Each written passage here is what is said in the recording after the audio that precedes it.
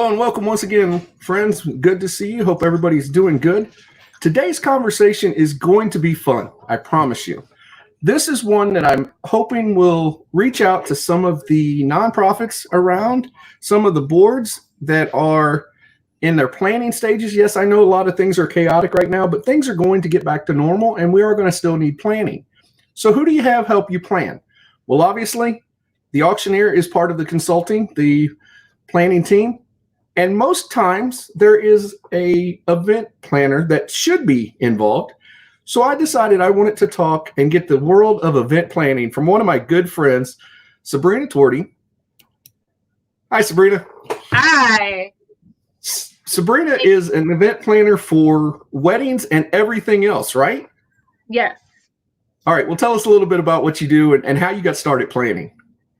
So I have what is probably the cliche story. I planned my own wedding and then had other people say, hey, can you help me plan my wedding? And so I did for a few friends, and then it was friends of friends. And they were like, you should start a business. And I was like, people are never going to pay me to do this stuff. I was wrong because I've been doing it for 18 years now, and it is my career, my business. I have 6 girls that work for me. And through those, while we started with and specialize in weddings, we then started to transfer into other events, anniversaries, nonprofit fundraisers, some pretty lavish kids' birthday parties, which are often fun and outside the box too. Perfect. You said you planned nonprofit events. That's how we met, was working through in a nonprofit organization. And we seemed to get along very quickly on most of our points. There were some things that you as an event planner and I didn't see eye to eye on at the time. We're better now. So I have to ask you, when you are working with a nonprofit and they tell you you are working with a professional fundraising auctioneer or a consultant, in my case, do you roll your eyes? Do you get hesitant to do that? Or does it actually help bring you into the organization knowing that somebody else is there as well? I'm always open to any professional. The time you'll hear me see me roll my eyes, whether it's a nonprofit fundraiser or a wedding or any other event, is when someone says, well, my friend can do this. My cousin is a this. 9 times out of 10, that's not going to work out. Right. You think it's going to, and it's just not. So having a professional level of anything involved in your event is a benefit, and everyone is going to do better with that. And contracts are important. Even if your friend does something for a living, if they're not willing to sit down and write out a contract with you, they're not giving you a professional level of service. That's right. And I've seen that plenty of times. So one of the questions that always comes up when I'm dealing with my nonprofits is who does what? Where do you find that line when you're dealing with somebody like myself who has specifics in the fundraising trends as opposed to you who deal in the excitement times and the decoration side? How do you find that line? Well, there definitely is a line that we have to figure out. I like to think of myself as my specialty is logistics, and your specialty is the event night. And how to set everything up to have a successful event night. Some of those things are going to cross over. Some of those things you're going to teach me on what I need to provide for you.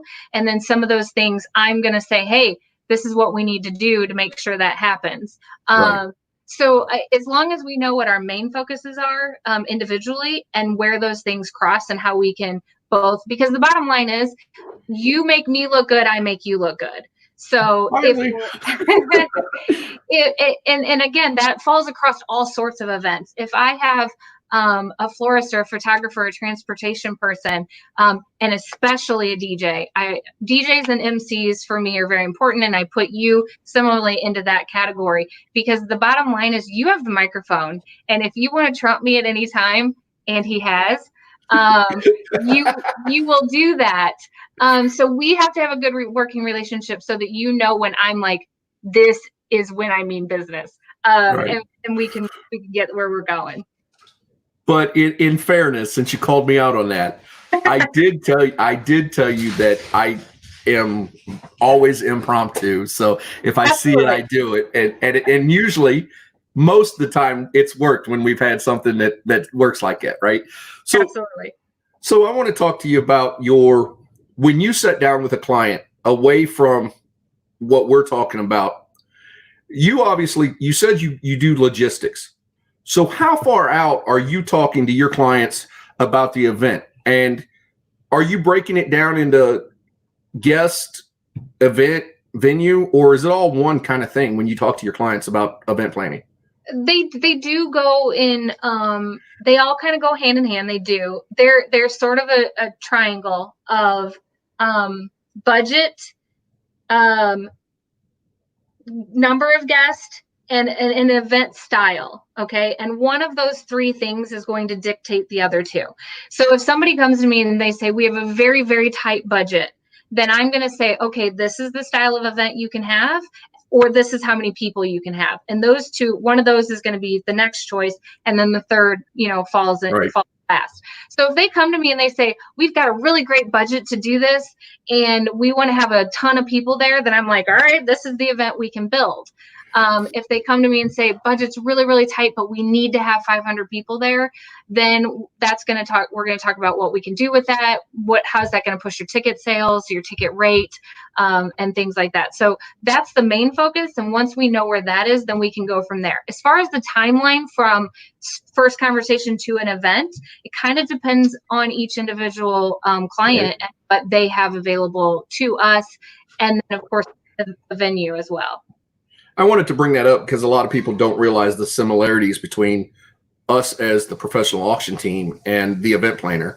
And a lot of times, like you said, that we have to line up. And a lot of the times that we're together is we have to make sure things happen. So it's good to hear you say that there's varied on different places. Now, as we're talking about your decoration ideas, obviously the style and type of event comes into play. Mm-hmm. Do you ever actually get feedback on the decoration type that you have designed when it comes to maybe and we're not talking about the weddings, because I know weddings have a little bit of grandeur and different things. I'm talking about like your nonprofits when there's something happening on a stage. Do you get feedback on the decorations or the type of style that you've chosen for that event? From the host, the client? The client or the auction team? When something happens on the stage, have you ever had feedback or press back and then stood your ground and said, no, it's going to happen like this? No, again, so if there's feedback to be given, I want to take it. Again, it's important for me to set you up for success. I'm not going to put things on a stage and have you try to work your way around it. If you're like, no, I need the stage to do this, that, and the other, we're going to find a way to make that work. If I'm like, look, I really want this piece to be a focal point, where can I put it to still put you in a good position? I want to work those things out with you. Right. And same thing with the clients. It's my job to also educate the client. So if the client comes to me and says, we really want this to be this, then and you as the auctioneer say, Sabrina, I can't have all that stuff up there. It's not going to work out. It's my job to educate the client as to why we can't do that. Okay. I will tell you that I have a bunch of auctioneers that will probably watch this in a little bit, and they'll get mad at me if I don't ask you the question. But the rule on centerpieces for you, are you one of these people that decide that the centerpiece is 12 foot high and it's perfect, or are you 18 inches and below like we prefer to have it?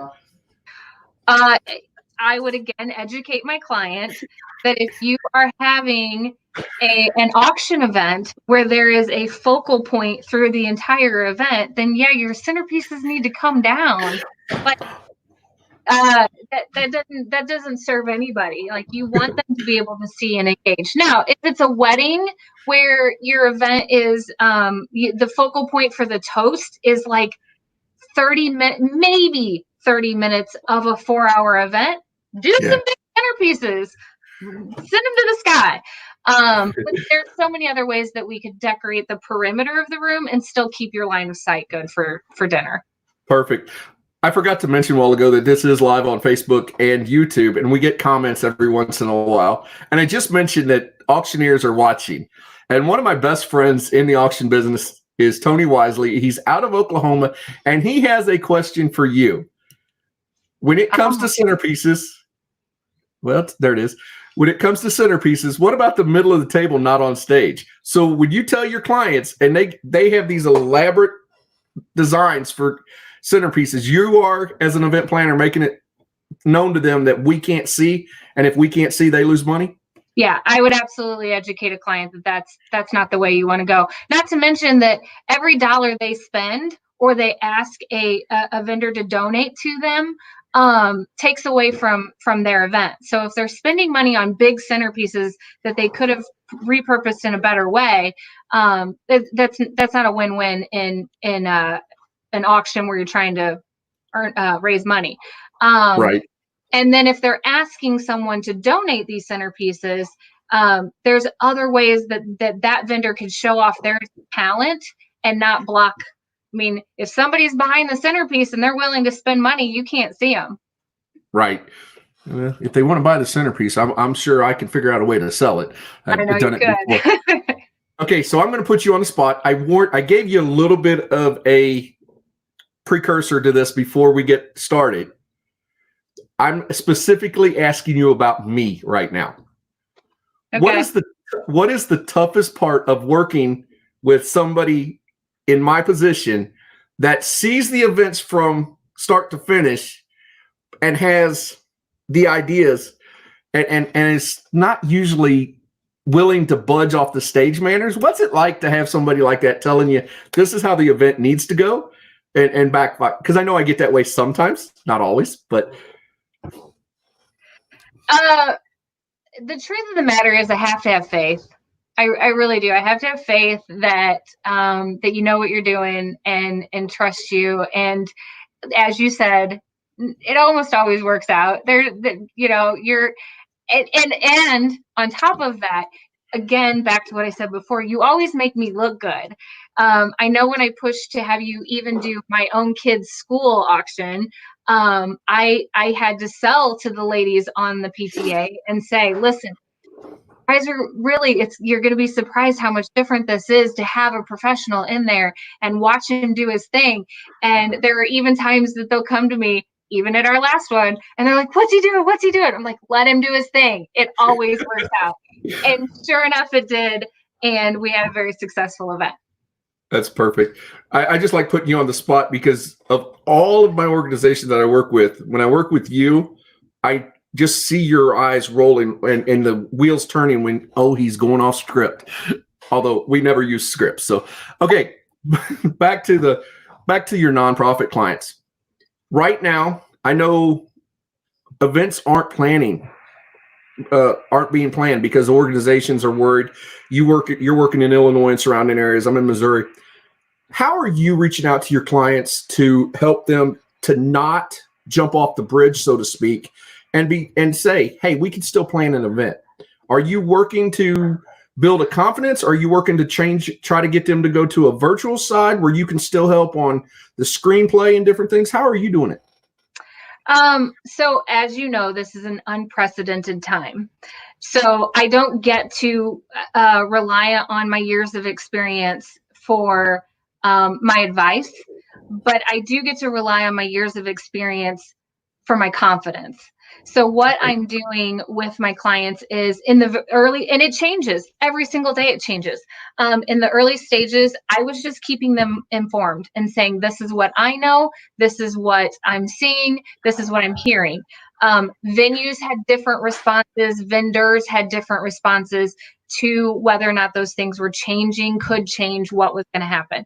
So now that we've kind of settled into what we can sort of see our future being, is that we're shifting the direction to micro events or virtual events because we want to keep people engaged. People want to engage in things that feel normal to them. They still want to support things that are important to them. So we just have to shift the way we're doing it. And that's what we do in all things in life, right? We adapt and overcome. So in the wedding world, we're seeing micro events. We're seeing smaller events where we can manage the teams, the guest capacity, things like that. And then in nonprofits, we're seeing virtual events, because we don't want to take the numbers down for a nonprofit, Right. for our fundraisers. We want people to engage. So the best way to have as many people as possible is to do them virtually. Perfect. That brings up our question. And the next question for me is, we talk in the auction world, it's been a nonstop learning curve, learning experience to be prepared for the virtual. I know several of us have been on calls and different things. When we come back to the gathering and as things are going, do you see events in what you're looking at or talking to clients that are going to want to do mixed events where there's some live portion and a streaming on as well? Yes, I do. I don't think as much for weddings, because it's an intimate event. So they're looking to be together. But the other thing, as you know, that I kind of dabble in is the fitness world. So what we're preparing in gyms as they come back is we're looking to see, some people are going to be in the gym and some people are going to be logging in online. And I think that would transfer well to nonprofits and fundraisers, where they're going to want to do both options, because maybe somebody's not in town, maybe someone's not feeling well enough to go to the event. So to have a virtual component in addition, or maybe they just have something else that conflicts with their time, they can still participate even though they can't attend. Right. Okay. And I think we'll use that to move forward with events even once we're past the threat of the virus. I'm almost curious to think that weddings, I mean, wouldn't that be the same in a wedding as somebody posting it on Facebook Live or different things? It allows more people. It's not as the intimate of somebody being there, but we use Facebook Live for a lot of stuff now. So isn't that the same thing of kind of streaming the wedding? I don't believe that it will go as far as weddings. I still think that weddings are just an intimate enough affair. Now, we've already seen this with family members that live too far away or are too maybe ill to travel. We are definitely seeing live streaming of ceremonies and stuff like that, but I don't see it becoming as useful as it will be for other types of events.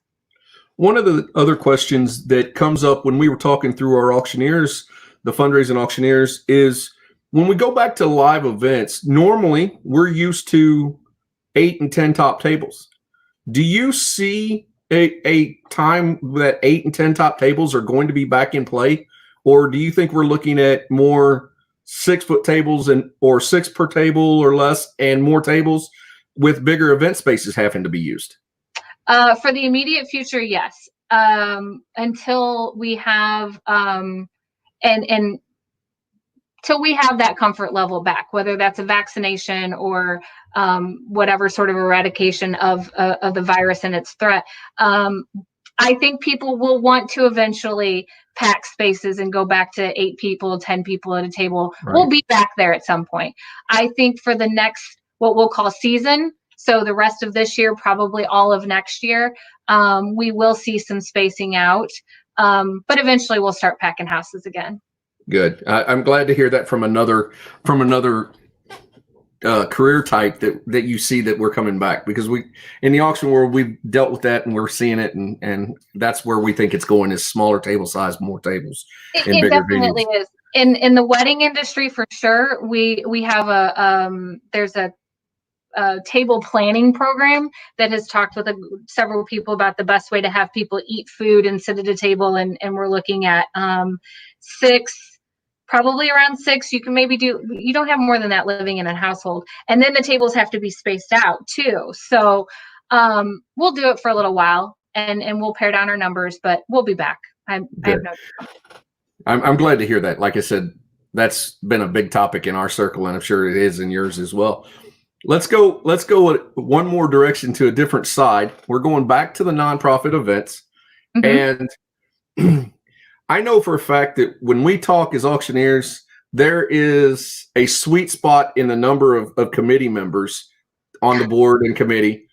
When you're dealing as an event planner, do you still run into the board that says, yes, yes, yes, are you kidding me? Yes, yes, yes kind of thing? Or is it just once you're there, your ideas kind of work? Me specifically? Well, probably that should have thought about that question a little better. Yes. Tend to dominate a conversation. Um, I think as long as your committee has decided on roles ahead of time, because there is such a thing as too many cooks in the kitchen, and you're just holding things back. You're not progressing positively with your event. So if everybody has a role in an area that they're in charge of, it allows them to focus and do the best job for their role. And then you don't have, again, too many cooks in the kitchen and kind of mudding up things. So I would advocate, I'm not as concerned about the number of people that you have as much as I would be everybody knows their position and can focus on that. I love that. I love that thought process, because I can work with pretty much anybody until you get that person that has that condescending, booming voice. Although with you and myself, our voices kind of tend to carry a little bit more, so it has that. So outside of your nonprofits right now that have had to stop, are you still taking on new clients for nonprofits? I know the wedding keep you busy, but you said you have 15 people that work for you. How involved are you in the planning of the event when you have that many people? It varies. It varies on, and basically as a team, we lean on each other. So if somebody is working with an organization or a type of an event or a challenge that came up out of nowhere, we'll lean on each other and say, hey, have you experienced this before? What do you recommend? Otherwise, they can roll with things on their own as well. We are still seeing people call and even kind of test the waters, put a toe in and say, hey, are people planning things? Are we ready to go? And I also think that most people realize that, again, sometime next year, like, you can start your planning now, start putting things on the books for next year, and go into it with what we used to have a plan A and plan B. Now we have a plan A, B, C, and D. Like, if right. This, then this. And right. I think that will be a great way to continue moving forward. There's no reason to stop. You just have to adapt and balance things out. Great. And that's a great point where you just said balance. It is a balancing act right now, especially planning. So let's dig into your ideal client. If somebody is watching that is needing an event planner, and again, knowing weddings are your specialty, but we're talking today about the nonprofits. What is it that makes you special in the event planning world? Because as you said earlier, before we come on screen, that it's not the professional that bothers you. It's the person that says, "Oh, my cousin, my aunt, my uncle, or my other insert relationship here can do it."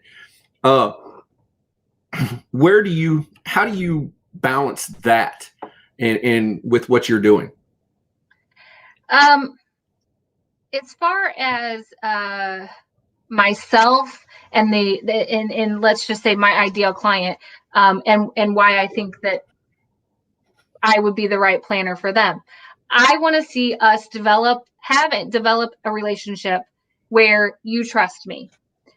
And then you also trust that I'm listening to you.